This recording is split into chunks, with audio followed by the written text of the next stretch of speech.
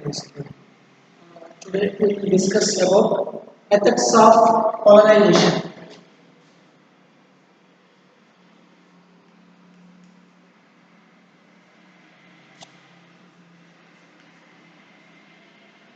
Methods of polarization by plane polarized light.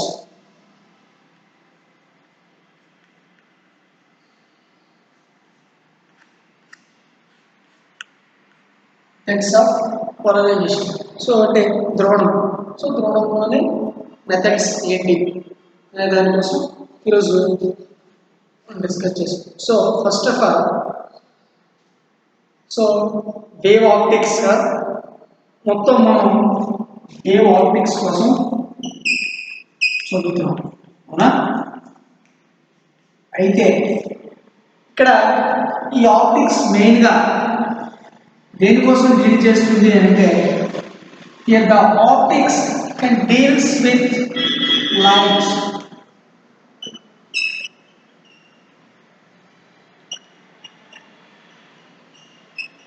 So ఈ optics అంతా ఈ ఆప్టిక్స్ అనేది దేనికోసం డీల్ చేస్తుంది అంటే లైట్ కాంతి కోసం డీల్ చేస్తుందని మనం చెప్పుకున్నాం. సో అయితే ఈ వేవ్ ఆప్టిక్స్ ఏంటంటే ఇక్కడ ఈ ఆప్టిక్స్ అంటే ఏంటి మెయిన్గా లైట్ కోసం డీల్ చేస్తుంది కాబట్టి లైట్ ఇక్కడ వేవ్ అంటే తరంగం. సో ఈ లైట్ యొక్క వేవ్ నేచర్ ఎలా ఉంటుంది అనే దానికోసం చదువుతాము. అయితే సో ఈ పోలరైజేషన్కి ముందు ఇంటర్ఫేరెన్స్ అండ్ అలాగే డైఫ్రాక్షన్ వ్యతికరణం అలాగే డైఫ్రాక్షన్. సో ఈ రెండు మనం ముందు చూసాం. దాంట్లో ఈ కాంతి యొక్క తరంగదైర్ఘ్యాన్ని మాత్రమే అంటే ఈ లైట్ యొక్క వేవ్ లెంగ్త్ని మాత్రమే కనుక్కోగలిగింది. సో ఈ కాంతి యొక్క తరంగదైర్ఘ్యాన్ని మాత్రమే దాంట్లో కనుక్కోగలరు. బట్ ఈ లైట్ యొక్క వేవ్ నేచర్ ఏంటి, ట్రాన్స్వర్స్ వేవా లేదా లాంగిట్యూడినల్ వేవా. సో ఏ వేవ్ అనేది ఈ రెండింటిలోనూ ఇంటర్ఫేరెన్స్లోనూ కనుక్కోలేకపోయాం అండ్ అలాగే డైఫ్రాక్షన్లోనూ కనుక్కోలేకపోయాం. సో బట్ ఈ ఇంటర్ఫేరెన్స్ అండ్ డైఫ్రాక్షన్ ఈ రెండింటిలోనూ ఈ లైట్ యొక్క వేవ్ లెంగ్త్ని మాత్రం లెక్కించడానికి అవకాశం ఉంది. సో ఈ లైట్ యొక్క వేవ్ లెంగ్త్ని రెండింటిలోనూ లెక్కించగలుగుతాం. బట్ ఈ లైట్ యొక్క వేవ్ నేచర్ ట్రాన్స్వర్స్ వేవా లాంగిట్యూడినల్ వేవా అనేది మాత్రం ఈ రెండింటిలోనూ కనుక్కోలేదు లెక్కించలేకపోయాం.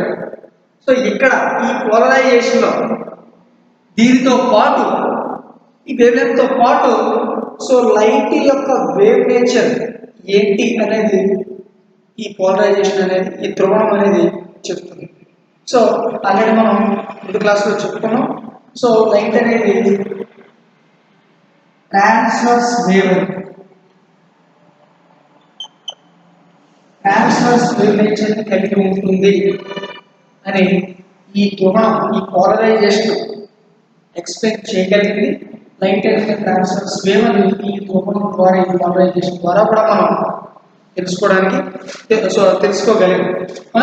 సో ఇప్పుడు ఈ పోలరైజేషన్లో మెథడ్స్. సో దీంట్లో కొన్ని మెథడ్స్ ఉన్నాయి. సో మెథడ్స్ ఏంటో చూద్దాం.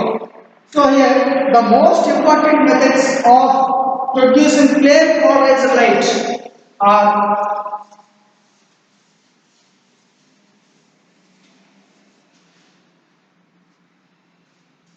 the most important methods of producing plane polarized light are polarization by reflection,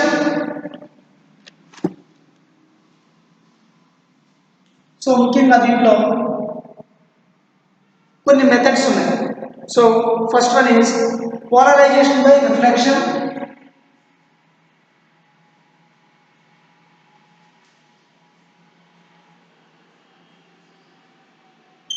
and another one is second one is polarization by refraction.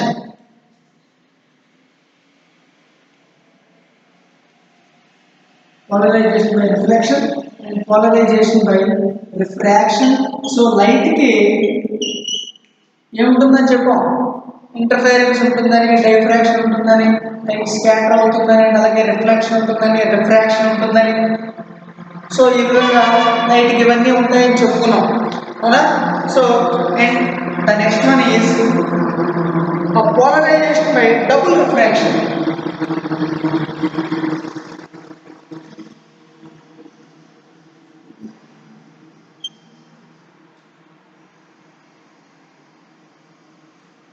Polarization by double refraction, and the next one is polarization by selective absorption.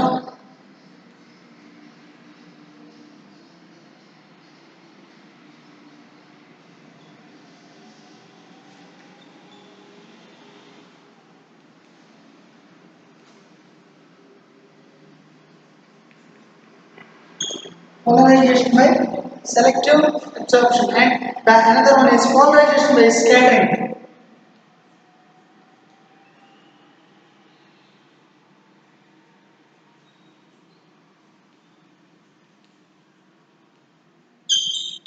So ఈ విధంగా polarisation యొక్క methods అంటే so ఈ ఏకతర ధ్రువత కాంతిని ఉత్పత్తి చేసే విధానంలో ఇవి ముఖ్యమైనవి.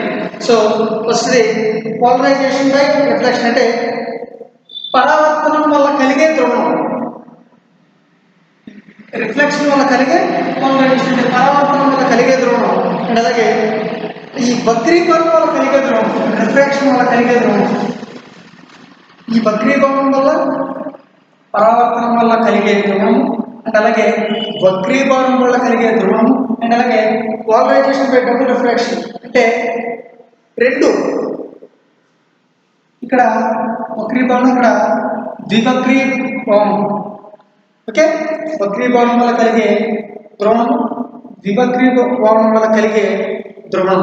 అలాగే third one polarization by selective absorption అంటే వర్ణాత్మక శోషణం, అంటే వర్ణాత్మక శోషణం వల్ల కలిగే ధ్రువణం.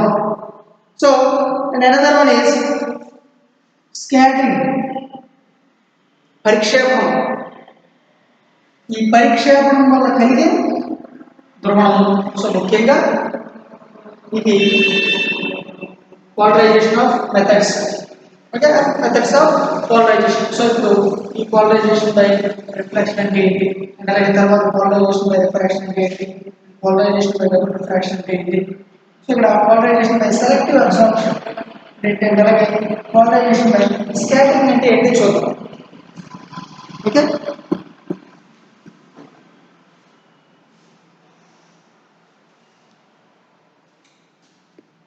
సో ముందుగా పోలరైజేషన్ బై రిఫ్లెక్షన్. సో దీన్నే బ్రోస్టర్స్ లా అని కూడా అంటారు.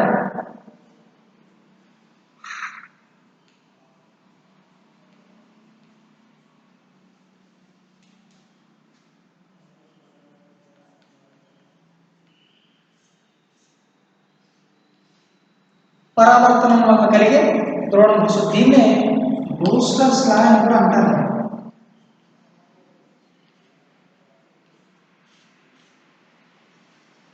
ఓకే, సో ఇక్కడ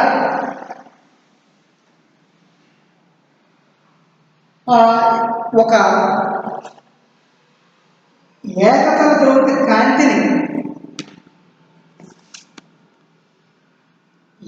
ధ్రువత కాంతిని ఉత్పత్తి చేయడానికి సో అత్యంత సులభమైన, అంటే ఇక్కడ సో ఈ ఏకతర ధ్రువత కాంతిని ప్రొడ్యూస్ చేయడానికి సో అత్యంత సులభమైన పద్ధతి పరావర్తనం వల్ల ధ్రువణం కలిగి ఉండడమే. సో పరావర్తనం వల్ల ధ్రువణాన్ని కలిగించడం. ఓకే, అంటే సో ఈ విషయాన్ని 1808లో ఇలా కనుక్కోవచ్చు. అంటే ఒక ఏకతర ధ్రువత కాంతిని ఉత్పత్తి చేయడానికి సో అత్యంత సులభమైన పద్ధతి సో ఈ పరావర్తనం వల్ల కలిగే ధ్రువణం సో కలిగిస్తుంది. అంటే ఈ పరావర్తనం వల్ల ధ్రువణాన్ని కలిగించడం అనే విషయాన్ని ఈ 1808లో సారీ 1808లో సో మాలస్ అనే సైంటిస్టు కనుక్కోవడం జరిగింది. సో అంటే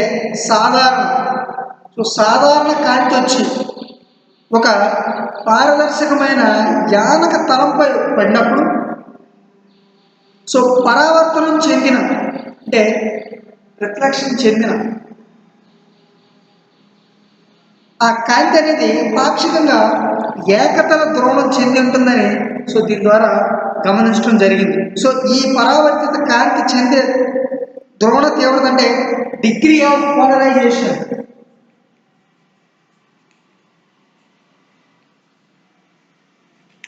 ఈ డిగ్రీ ఆఫ్ పోలరైజేషన్ సో ఈ పతన కోణం పైన డిపెండ్ అయి ఉంటుంది. ఈ పతన కోణం పైన సో ఆధారపడి ఉంటుంది. ఓకే, సో అంటే ఇక్కడ ఈ పారదర్శకమైన అనేక పరావర్తన తలాల్లో ప్లేన్స్లో సో అనేక ప్రయోగాల్ని స్టడీ చేసి సో పరావర్తనం వల్ల కలిగే ధ్రువణాన్ని సో దీని గురించి 1811లో సో ఇంకొక ఆయన 1811లో సర్ డేవిడ్ బ్రోస్టర్ అనే ఆయన సో నిశితంగా అధ్యయనం చేయడం జరిగింది.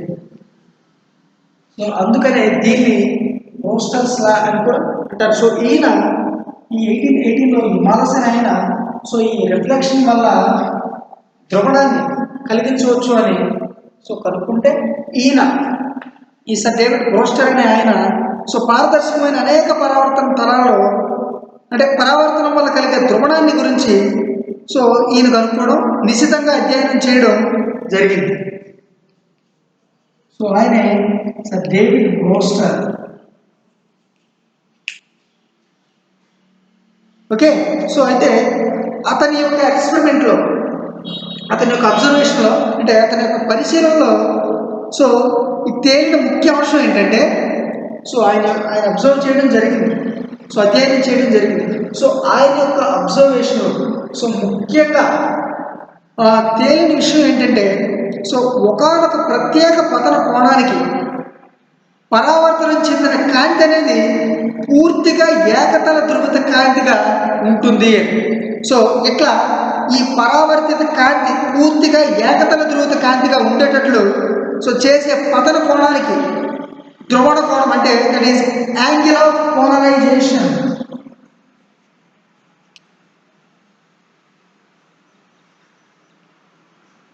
ఈ యాంగిల్ ఆఫ్ పోలరైజేషన్ అని లేక బ్రోస్టర్స్ యాంగిల్ అనే పేరు పెట్టడం జరిగింది. సో ఈ ధ్రువణ కోణం యొక్క విలువ సో పరావర్తన తరం యొక్క స్వభావం పైన అండ్ అలాగే పతన కాంతి యొక్క తరంగ దైర్ఘ్యం మీద ఈ పతన కాంతి యొక్క వేవ్ లెంత్ మీద అండ్ అలాగే పరావర్తన ప్లేన్ యొక్క సో స్వభావం బిహేవియర్ పైన సో ఆధారపడి ఉంటుంది.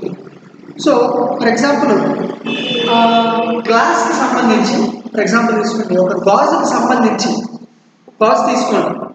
సో దానికి సంబంధించినంత వరకు సో ఈ ధ్రువణ కోణం యొక్క విలువ 57 degrees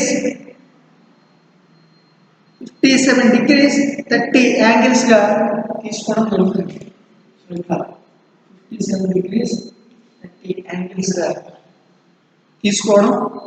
తీసుకుంటారు. ఓకేనా? సో దాని యొక్క స్ట్రక్చర్ కనుక మనం చూస్తే ఈ గ్లాస్కి సంబంధించి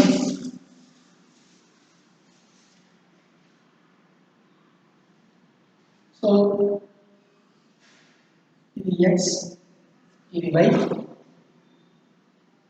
అనుకుంటే so here this is the origin అనుకుంటే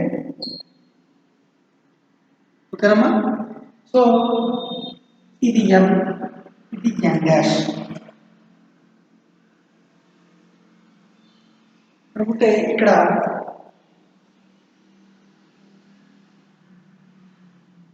సో ఇట్లా అంటే ఒక పతన తలం పేపర్ తలంగా తీసుకున్నాం.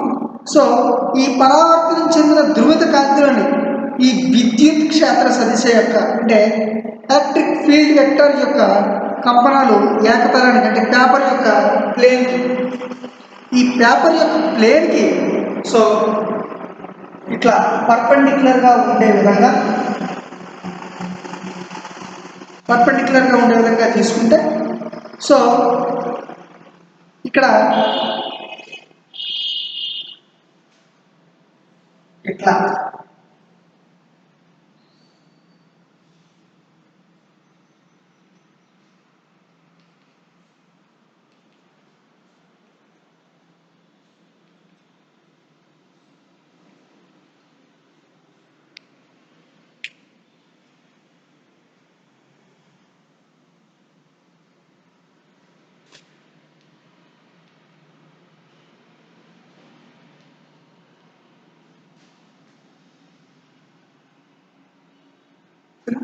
this is A, this is R, this is T.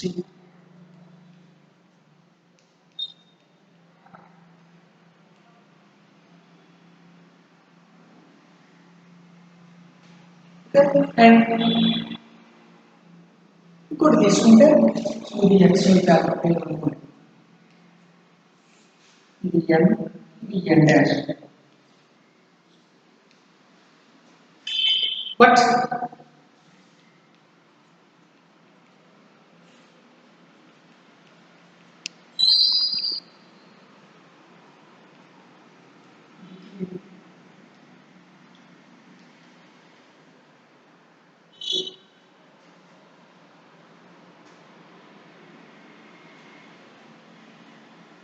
So ఇక్కడ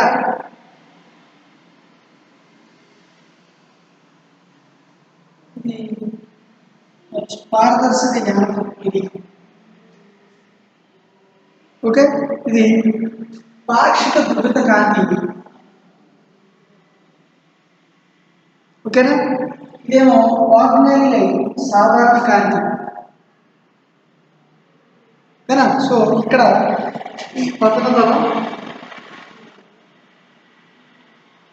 ఒక పేపర్ తలంగా తీసుకుంటే పేపర్ అనేది ఒక ప్లేన్గా తీసుకున్నాం.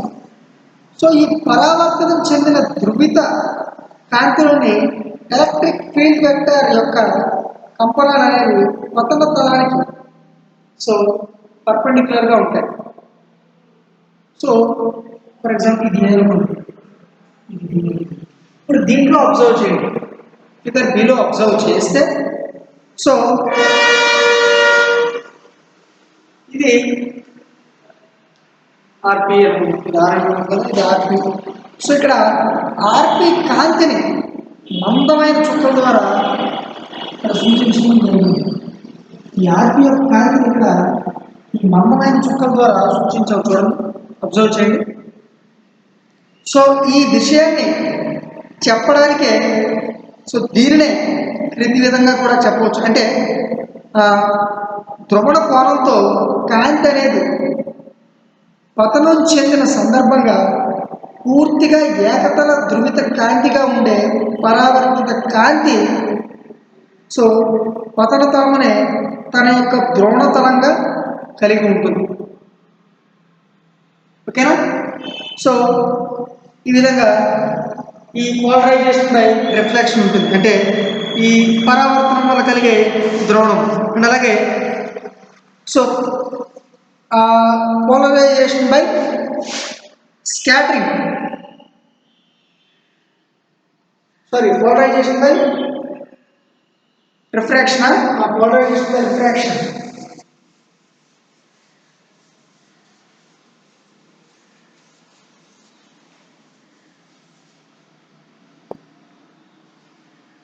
Next one, polarization by refraction.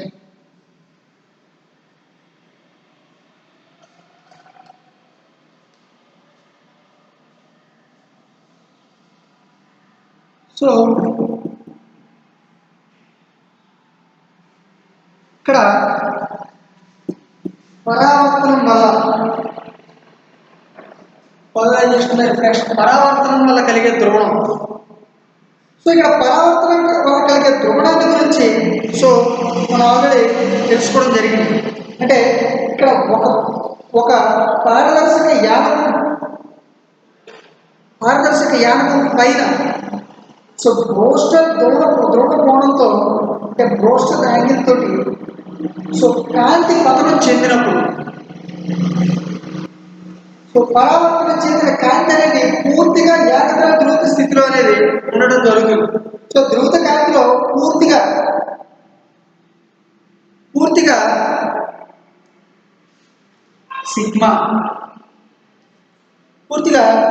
Sigma అంశం గల కంపనాలు మాత్రం ఉంటాయి. అయితే సో ఇక్కడ పతన కాంతిలో కేవలం సో 15% మాత్రమే పరావర్తనం చెందడం, అలాగే 100కి మిగిలిన 85% సో వక్రీభవనం చెందడం జరుగుతుంది. అంటే ఈ రిఫ్రాక్షన్ జరుగుతుంది. సో ఇక్కడ ఫర్ ఎగ్జాంపుల్ 200 యూనిట్స్ పతన కాంతిలో, అంటే ఇది సాధారణ కాంతి ఆర్డినరీ లైట్ కాబట్టి సో ఒక 100 యూనిట్లు పై కంపనాలుగా అండ్ అలాగే ఒక 100 యూనిట్స్ ఏమో సిగ్మా కంపనాలుగా, ఒక 100 ఏమో సిగ్మా కంపనాలు, ఒక 100 ఏమో పై కంపనాలుగా సో ఉండటం జరుగుతుంది. ఇక్కడ ఈ ద్రోణకోణంతో కాంతి యొక్క పతనం చెందినప్పుడు సో పతన కాంతిలో సిగ్మా అంశాల్లో మాత్రం 15% మాత్రమే పరావర్తనం చెందుతాయి. ఓన్లీ 15% మాత్రమే పరావర్తనం చెందుతాయి. సో అయితే ఈ వక్రీభవన కాంతిలో 85% వరకు సిగ్మా అంశాలు ఉంటాయి, అలాగే 100 అంశాలు పై అంశాలు ఉంటాయి. 85 వరకు సిగ్మా అంశాలు ఉంటే 100 మాత్రం పై అంశాలుగా ఉంటాయి. ఓకేనా? సో అంటే ఈ వక్రీభవన కాంతి పాక్షికంగా ద్రోణం చెందిందని కూడా చెప్పవచ్చు దీని ద్వారా. సో ఫర్ ఎగ్జాంపుల్ ఒక బాక్స్ పలక మీద కాంతి అనేది పడి సో వక్రీభవనం చెందడం వల్ల ఎట్లా జరుగుతుంది, ఎట్లా ఉంటుంది అనేది మనం చూద్దాం. So for example glass plate తీసుకుని దాని మీద కాంతి అనేది పడి సో వక్రీభవనం చెందితే ఎట్లా ఉంటుంది.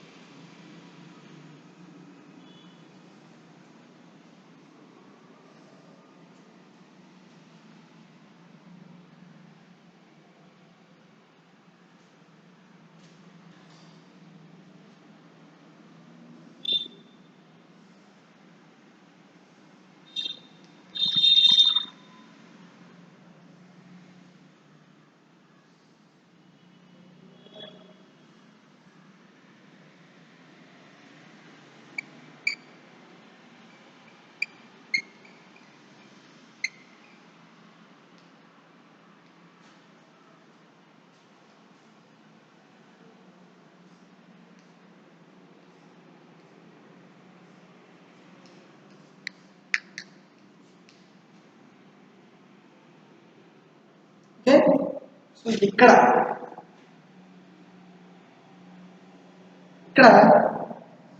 సో ఈ వక్రీభవన కాంతిని మరలా రెండో బాల్స్ పలకలేదు, అలాగే మళ్ళీ ద్రోణకోణంతోనే పతనం చెందింది అనుకుందాం. సో అప్పుడు అందులోని 80 సిగ్మా అంశాలు 80 ఉన్నాయని చెప్తున్నారు. అన్నేమో 85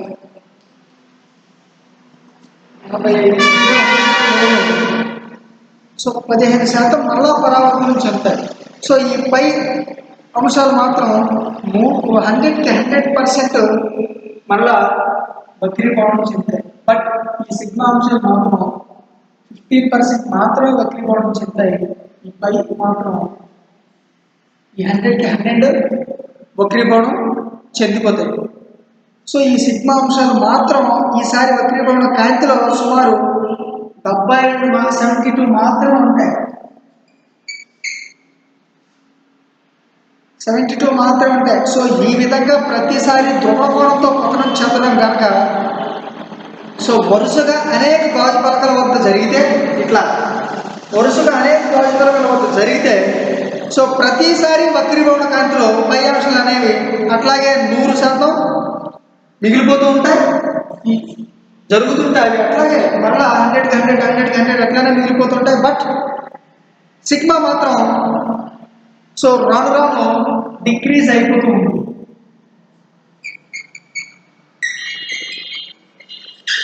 ఇది ఎన్నిసార్లు చూసినా అట్లా సేమ్ కాన్స్టెంట్ 100 ఎట్లానే ఉండిపోతుంది. బట్ ఈ సిగ్మా అంశం మాత్రం సో రాను రాను ఉండే కొద్దీ డిక్రీజ్ అయిపోతుంటాయి, తగ్గిపోతూ ఉంటాయి. సో ఈ రకమైన గాజు పలక పేర్పులు సో దీంట్లో చూద్దాం. ఈ రకమైన గాజు పలక యొక్క డయాగ్రామ్ సో దీంట్లో చూడండి.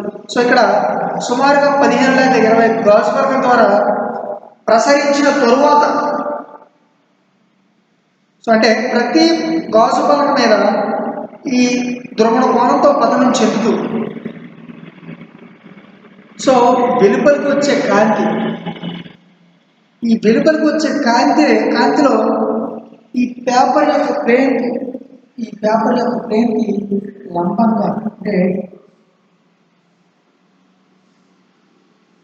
పర్పెండిక్యులర్గా ఇట్లా పర్పెండిక్యులర్గా ఉండే సిగ్మా అంశం కంపనాలు ఏవి మిగిలి ఉండవు. సో ఈ ప్రసారిత కాంతిలో కేవలం పేపర్ యొక్క ప్లేన్లో ఉండే పై అంశ కంపనాలు మాత్రమే ఉంటాయి. సో ఈ సిగ్మా అంశాలు మాత్రం ఏవి మిగిలి ఉండవు. బట్ ఈ పై మాత్రం దీని మీద మిగిలి ఉంటాయి, ఈ పేపర్ ప్లేన్ మీద. సో ఈ విధంగా గాజు పలకల పేర్కొన్న వక్రీభవన కాంతి సో ధృవిత కాంతిగా మనకి లభిస్తుంది. అనగా ఇదే సందర్భంగా సో పరావర్తన కాంతి కూడా ధృవిత కాంతిగా లభిస్తుందని కూడా మనం దీని ద్వారా గమనించాలి. అంటే సో సాధారణ కాంతిలో నుంచి ఈ ఏర్పాటు ద్వారా 2 ఏకతల ధృవిత కాంతులను విడివిడిగా అంటే విడివిడిగా సో మనం పొందవచ్చు. సో ఈ 2 అంశాల కాంతి కంపనాలు ఒకదానికొకటి పర్పెండిక్యులర్గా ఇట్లా ఒకదానికొకటి పర్పెండిక్యులర్గా ఉంటాయి. కానీ సో ఒకదాని పర్పెండిక్యులర్గా ఉంటాయని కూడా సో మనకి ఇక్కడ స్పష్టంగా అర్థమవుతుంది. సో అయితే ఈ యొక్క ధృవిత కాంతిని ఉపయోగించి ప్రయోగాలు చేయడానికి మాత్రం ఈ ఏర్పాటు యొక్క అరేంజ్మెంట్ సరైనది కావాలి. ఓకేనా? సో ఇది this is about polarization by refraction. And తర్వాత పోలరైజేషన్ బై స్కాటరింగ్.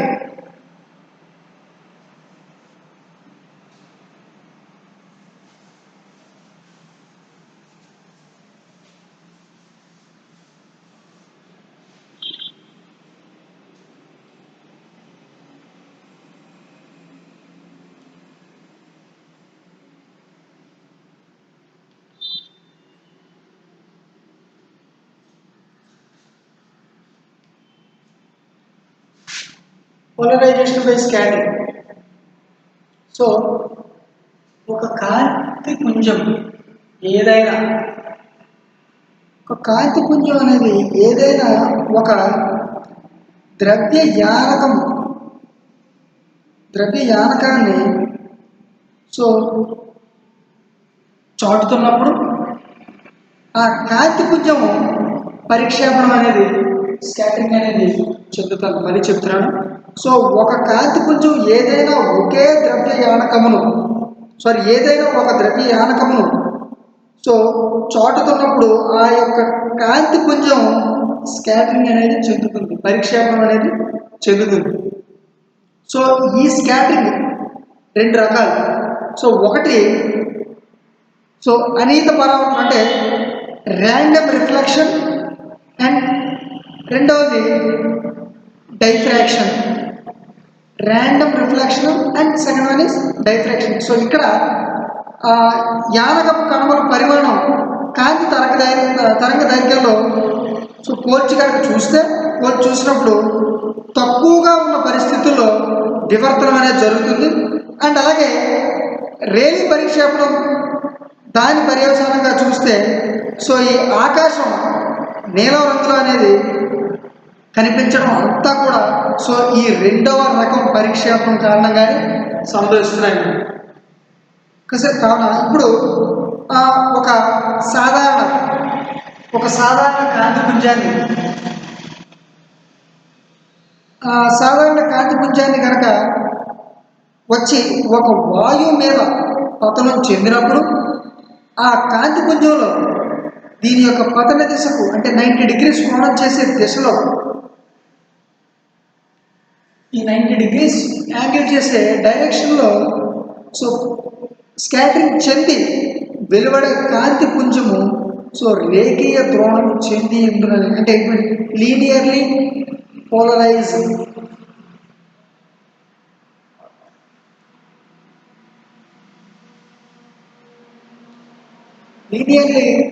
పోలరైజ్డ్ అని గమనించడం జరిగింది. సో ఈ రకం పరిక్షేపణ ప్రయోగం ఆధారంగానే బార్క్లా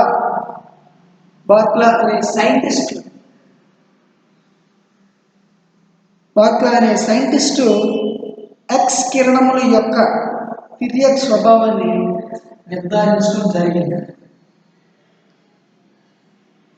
బార్క్లా అనే సైంటిస్టు ఎక్స్ కిరణాల యొక్క తిర్యక్ స్వభావాన్ని నిర్ధారించడం జరిగింది. సో ఈ విధంగా ఈ పోలరైజేషన్కి సంబంధించి సో ఈ విధంగా కొన్ని మెథడ్స్ స్కాటరింగ్ వల్ల ద్రోణం చెందడం, అలాగే రిఫ్లెక్షన్ వల్ల పోలరైజేషన్ చెందడం, అలాగే రిఫ్రాక్షన్ వల్ల పోలరైజేషన్ చెందడం. సో ఈ విధంగా ఇలాంటి ఈ మెథడ్స్ వల్ల ఈ పోలరైజేషన్ చెందడం అనేది సో మనం చూసాం. So these are all about the methods of polarization. Thank you.